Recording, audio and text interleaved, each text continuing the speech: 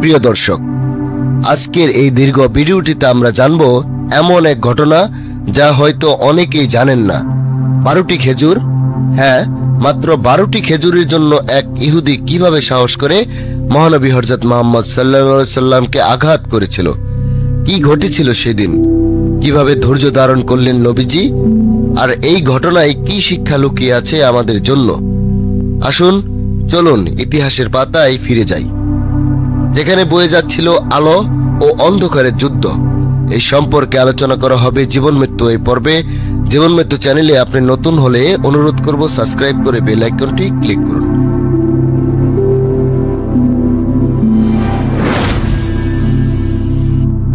আসসালামু আলাইকুম ওয়া রাহমাতুল্লাহি ওয়া বারাকাতুহু। মদিনায় যখন রাসূল সাল্লাল্লাহু আলাইহি সাল্লাম হিজরত করলেন, তখন সেখানে ছিল বিভিন্ন গোত্র, মুসলমান, মুনাফিক এবং ইহুদি সম্প্রদায়। ইহুদিরা ছিল বানু কুরাইজা, বানু নাজির ও বানু কাইনুকা নামে 3টি গোত্রে বিভক্ত। প্রথম দিকে তারা ইসলামকে শান্তির ধর্ম মনে করলেও ধীরে ধীরে তাদের মন জগতে গেঁথে যায় হিংসা, বিদ্বেষ এবং রাজনৈতিক চক্রান্ত।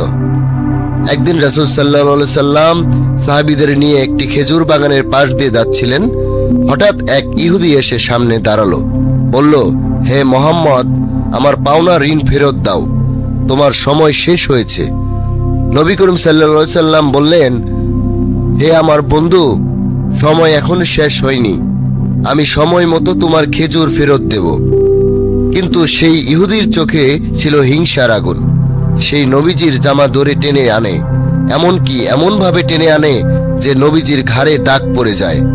তখনই সাহাবী উমর রাদিয়াল্লাহু তাআলা আনহু দাঁড়িয়ে যান। উমর রাদিয়াল্লাহু তাআলা আনহু বললেন, ইয়া রাসূলুল্লাহ, আমাকে অনুমতি দিন, আমি এই মুনাফিকের গর্দান উড়িয়ে দিই। নবী করিম সাল্লাল্লাহু আলাইহি সাল্লাম বললেন, উমর, না, সে তো তার পাওনা টাকা চাচ্ছে, তোমার উচিত ছিল বলার, তুমি নরমভাবে চাইতে পারতে এবং আমার দিকেও বলতে, তুমি সময় মতো শোধ করে দিও। সুবহানাল্লাহ, এমন ধৈর্য কেবল আল্লাহর প্রিয় বান্দার মধ্যেই দেখা যায়। প্রিয় ভাই ও বোনেরা, আপনি চিন্তা করুন, একজন মানুষ যদি আমাদের সঙ্গে এমন আচরণ করত, আমরা কি করতাম? কিন্তু নবী করিম সাল্লাল্লাহু আলাইহি সাল্লাম শিখিয়েছেন কেমন করে শত্রুকে সুন্দরভাবে জবাব দিতে হয়। এখানে ইহুদির অহংকার ছিল, কিন্তু রাসূল সাল্লাল্লাহু আলাইহি সাল্লাম শিখালেন বিনয় ও ক্ষমা। ঘটনার পরে সেই ইহুদি চুপচাপ দাঁড়িয়ে থাকে। উমরের চোখে আগুন, কিন্তু নবীজির মুখে শান্তি। কিছুক্ষণ পরে সেই ইহুদি বলে, আমি সাক্ষ্য দিচ্ছি আপনি আল্লাহর রাসূল, আমি আপনাকে পরীক্ষা করেছিলাম, আপনি পাশ করেছেন। সেই ইহুদি মুসলমান হয়ে যায় এবং ইসলামের প্রতি তার ভালোবাসা এতটা বেড়ে যায় যে পরে সে একজন সাহাবী হয়ে ওঠে।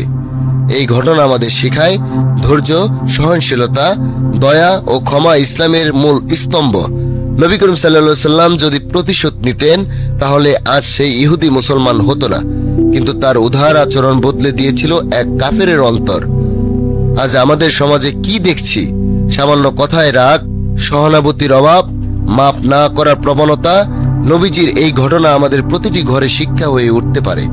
যদি আমরা এই উদাহরণ অনুসরণ করি, তাহলে সমাজে শান্তি ফিরবে।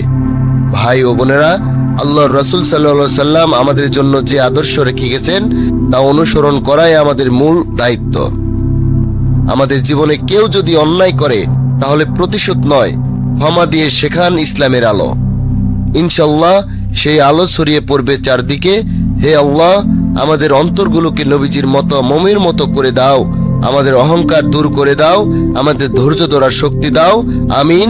এই ভিডিওটি যদি আপনাকে স্পর্শ করে, যদি আপনি কিছু শিখে থাকেন, তাহলে দয়া করে এটি শেয়ার করুন, লাইক করুন এবং জীবন মৃত্যু চ্যানেলকে সাবস্ক্রাইব করতে ভুলবেন না।